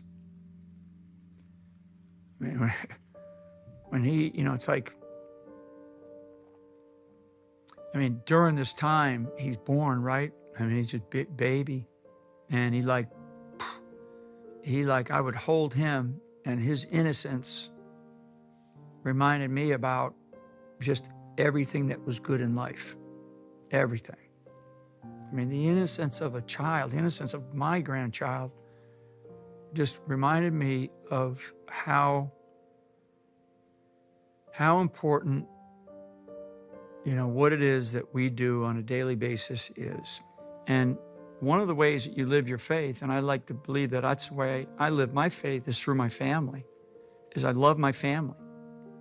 And I'd do anything for them. And I want my family to know that. I want my family to know that I would do anything for them. And definitely my own kids. And I think with Michael, he feels the same way. Michael looking at Travis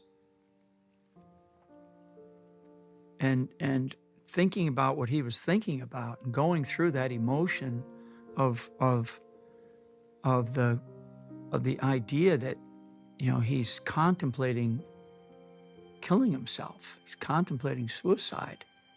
I always said, Michael, just know that no matter what happens, your dad and I are here. Nothing should get as low for you as that. So, and he promised me, Mom, I would never, because I have Travis. And I said, that's right. You have Travis, and Travis needs you. He needs you to be there for him, like your dad was for you. Wow. I mean, so for people, and maybe this is how I adjust myself, but for people need to understand that life is so fleeting, so fleeting. What you're looking for is you're looking for love. You're looking for is there love there? And I know for me, and I know for Michael, that we found it. We found it. We found it in each other.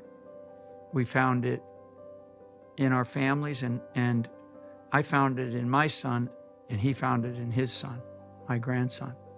And I thank God that he did, because I don't know where I'd be today if that had ever happened.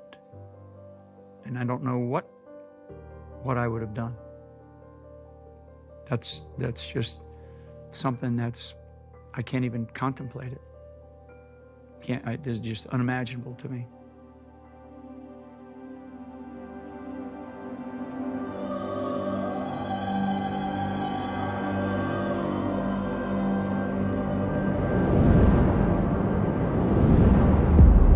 That's why one of the most important things that General Flynn did is fired Covington and Burling and hired Sidney Powell, somebody who had the courage to go toe-to-toe with them. Lori and I were going through our own sort of mental gymnastics to figure out a way to dump them and find somebody who was going to stand up courageously and fight for us.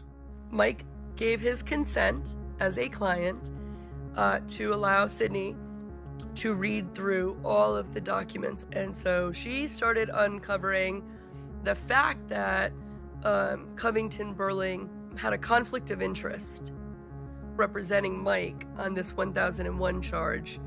They were not in a position where they should be involved in the matter before Judge Sullivan. My first task was to help with the transition of the case from Covington and Burling to Sidney Powell as lead counsel. There was a striking difference at that point about the way that we were defending our client and his predecessors were defending him. We're not going to let the government bully us into having our client provide false testimony. And that was my first real involvement in the case, is to go forward and dig our heels in and say, we're here to defend the truth, not the government's false narrative.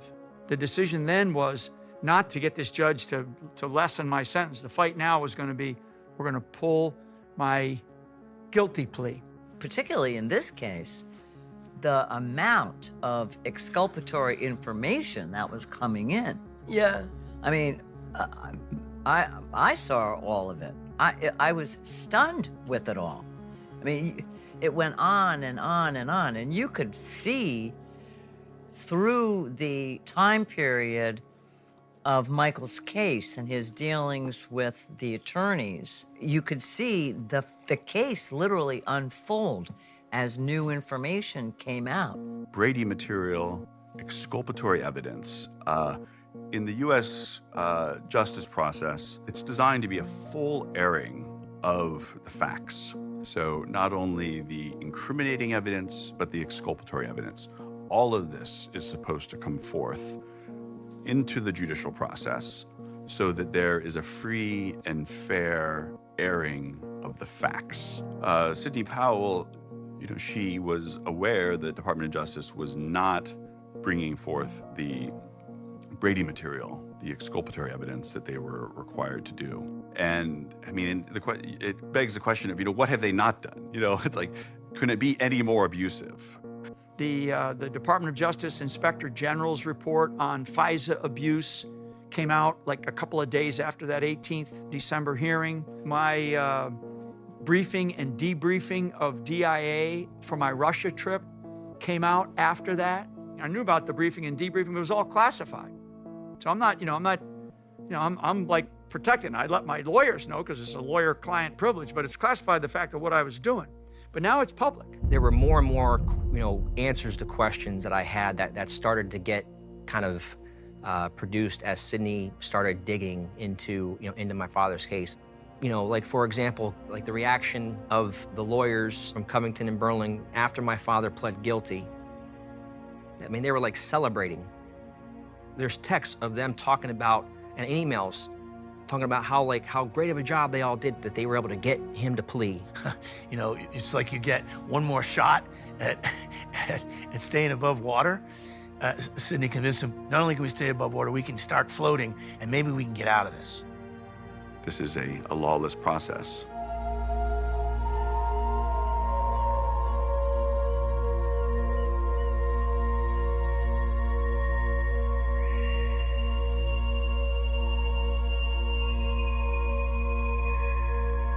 Bills were mounting, okay, because it was, and the special counsel had been appointed, and so Mike's now getting called in. So every time you get called in for a proffer session or whatever sessions you have to have with the special counsel, you better have at least one attorney, if not several attorneys, available to you. So you're talking about Washington, D.C. attorneys, $700. All of a sudden, you go from having a $20,000 bill to a, $350,000 bill. And I think Mike and Lori knew that, if this continues, they're going to be bankrupt. They're going to just destroy them financially. They weren't going to get much money because Mike had was selling his house to pay the legal fees, and for that first, probably 5 or 6 months. We're talking $300,000 a month, and they don't care. They just keep sending you a bill. They don't even care if they send you an invoice.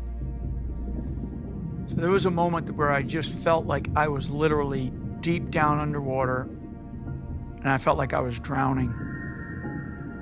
It was an insurmountable, monumental task to raise that money in the face of having had Mike plead guilty. And the rest of the country going, what the fuck? How did he plead? Why? His son, young Mike, right? So everybody gets it. But the media doesn't want to carry that message. Instead, it's disgraced General Michael Flynn.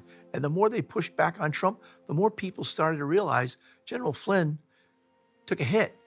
We ended up having to start a legal defense fund. And that in itself was hard because, you're asking people to give you money to defend yourself. And we were asking the American people to help us. And they came out in droves. The American people started to come into my life. And there was a moment where I just felt like air was being breathed into my lungs. Over time, instead of being pounded down below the surface of the ocean, I started to come up. In a way, it was like I'm now above the surface and I'm starting to swim to shore. I'm like, okay, I got this. Shore's still a long distance off, but I can see I can see the shoreline. It's out there, and I started to swim for it. And these supportive people, God knows where they came from, these American people. He calls it buddy breathing. I've heard him say that. Being able to come through financially with this giant burden of the federal government on his shoulders and be able to support, the legal action that was incredibly financially burdensome to any other person. I don't know what you would do except to end up in jail. We had to outsmart the FBI, the CIA, the DOJ.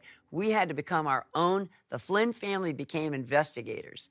We had to read every document, and we had to look deeper, and we had so many great people started helping us, though. Once they saw that we weren't going to stop, that we were going to fight, we were getting letters, like hundreds of letters every week.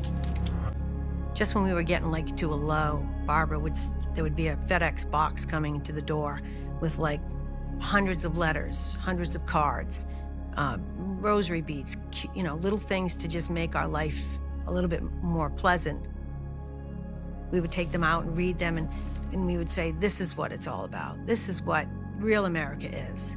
These people are, talking about things that happened to them with their families. My husband or my son or my brother, this happened to them when they did this. And it was really cathartic to read all those letters. It was a great thing to look forward to. Like every other week, we would get a big box. And we amassed probably 7 or 8 big Rubbermaid bins of them. And Mike would sit down after every box we got and wrote a thank you note to every single one of those people.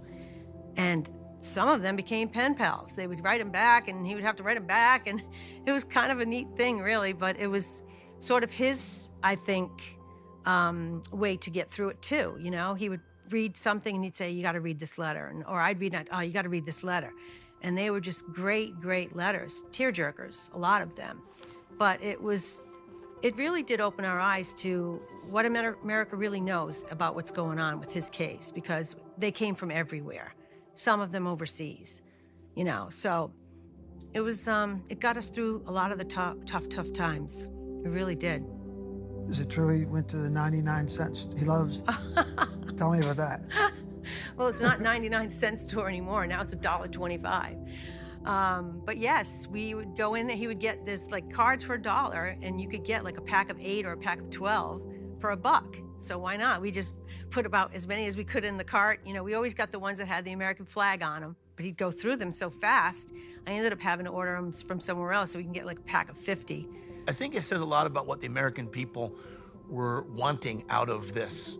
They were looking at this as this is their fight. What Flynn's going through, what the Flynn family's going through, is the fight of the common American people against a broken, corrupt justice system. Many families have dealt with broken, corrupt justice system situations. And many people empathized with that and they realized they weren't some wealthy family, West Point grads. We were a bunch of street kids, okay? And just happened to be in this situation and happened to band together to fight against this absolute evil. First of all, you got to understand a little bit about who Jeff Jensen is. He's a former FBI agent who then became a line prosecutor, who then became a United States attorney. So he's somebody who fully understood the workings of the FBI and the workings of the Department of Justice. So he's not someone that the bureaucrats could hide stuff from using their bureaucratic tricks. And the most important document that was written as a result of his investigation was on May 7th, 2020, when the government moved to dismiss the Flynn case.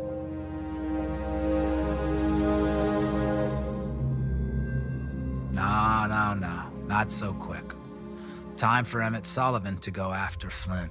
Even if the prosecutors have stopped prosecuting Flynn, it's time for now the judge to prosecute General Michael Flynn.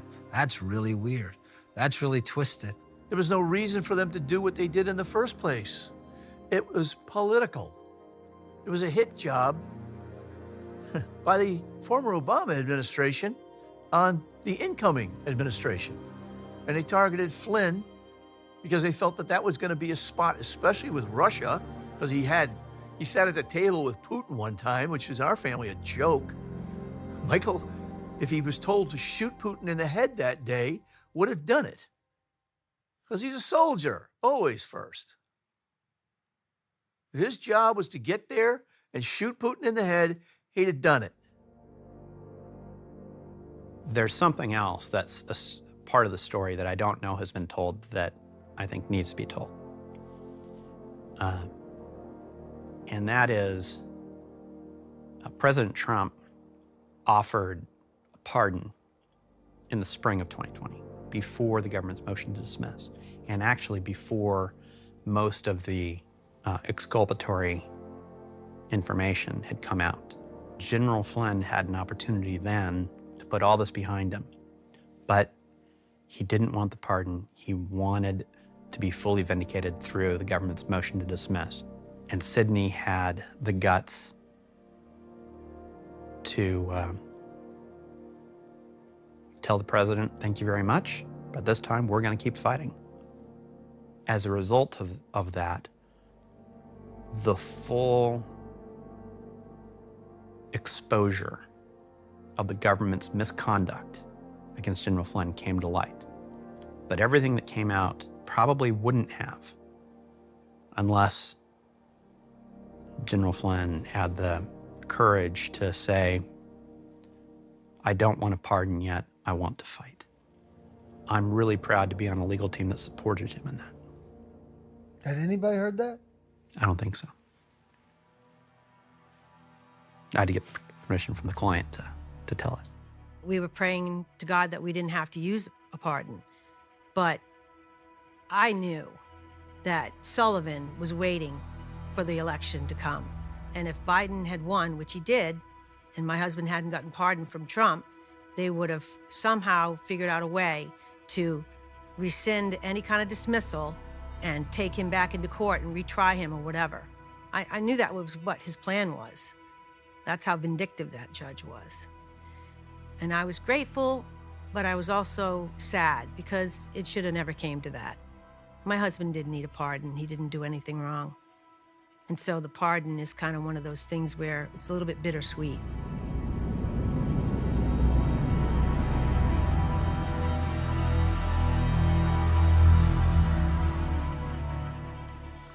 Okay, inside this little box is the original pardon of innocence given General Michael Flynn by Donald Trump in November of 2020. Again, an unprecedented event in American history where someone has been given a presidential pardon who is innocent of the charges because the charges were dropped by the Department of Justice. So there was no reason for the pardon anyway, and that's why he called it a pardon of innocence, because he had to pardon an innocent man because the system would not let go. It's extraordinary and unprecedented. And your brother has never opened that. Apparently not. He says, you know, the only person in Washington, D.C. who's been screwed worse than you is probably me. And I said, no, Mr. President, I said, I'm not so sure that's the case because I'm, sitting here today, I feel pretty screwed, And we were joking for a minute, banter back and forth, and just about that. And he goes, well, I'm gonna issue you a pardon. I just want you to know that, this should end anything. He goes, now you're the cleanest man in America. He goes, there's nobody cleaner than you after this pardon, So that was November 2020. So, took 3 years plus. Did you harbor some resentment towards Trump? I did. I did it initially. I did, because he was not kind to me. He said some nasty things about me after I left, called me a liar. In fairness, because it was something that I did see in him, is that he really didn't know He didn't know the ways of Washington, D.C. He really didn't. To this day, nobody has ever gone on record and said what the DOJ was going to go after Michael Flynn Jr. for. I would assume likely the same thing they went after the business partners for, FARA violations. Just recently, the government has dropped the case against General Flynn's business partner at the Flynn Intel Group. Once the jury in D.C. came back with a guilty verdict, Judge Trenga overturned that verdict due to lack of evidence in the case because there is none. There is no evidence that proves any of the things that the DOJ was advancing. Barack Obama, right? July 14th. I extend, Yeah, so it's 2014. A year and a half later, these bastards got me under investigation. You know, I extend my sincere thanks. I want more people, even if they don't say, I like that guy, I'm on his team now, I want them to understand what happened, to understand what happened to him, and to be able to at least give him the respect he deserves, even if they don't agree with him. That is the bare minimum. And learning from him and his story will go a long way to getting through all the other issues that we have right now, because it is the light switch. If you understand what happened to him, you start to peel back the curtain on everything. I think the General Flynn story is actually the foundational story that America needs to understand the truth of, to be able to understand what has occurred within our government and the mounting corruption since then. If they can learn something from what Michael went through, to believe in this country under extreme and extraordinary circumstances, and still come through the other side and not give up on America, that's what they need to learn from what this documentary can portray him. It is, in fact, the truth.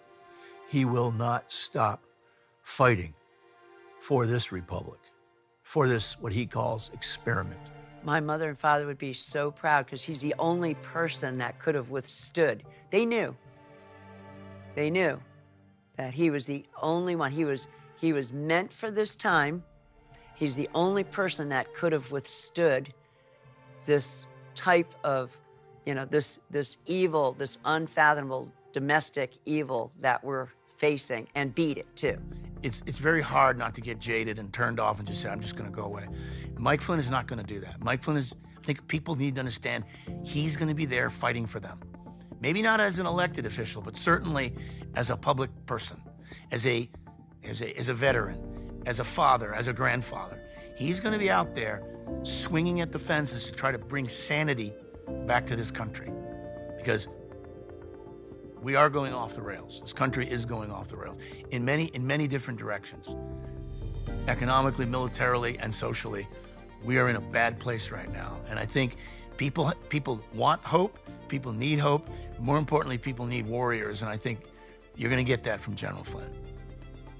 Again, so the most important stories about this are not the stories about the bad things that people have done, right? About the evil that these people have done, the way these people have tried to destroy families, and the way that they've corrupted the country.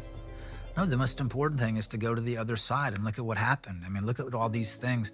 I mean, look at how it's made them brighter and stronger, right? People look to their family, look to that family as an example. It's like, well, if the Flynns went through this, then we can certainly get through it. If, wow, they did that to General Flynn, I guess I can get through this, and he's okay. He got through it with faith in his family. He got through it. The Flynns pull together, the American people can pull together. Because if we pull together and we drive this darkness out, then we can touch the whole world. We can touch the whole world. I think that General Flynn's story is an inspiring story because he wasn't broken. And as he will say readily, he wasn't broken because of the love of his family and because of his faith.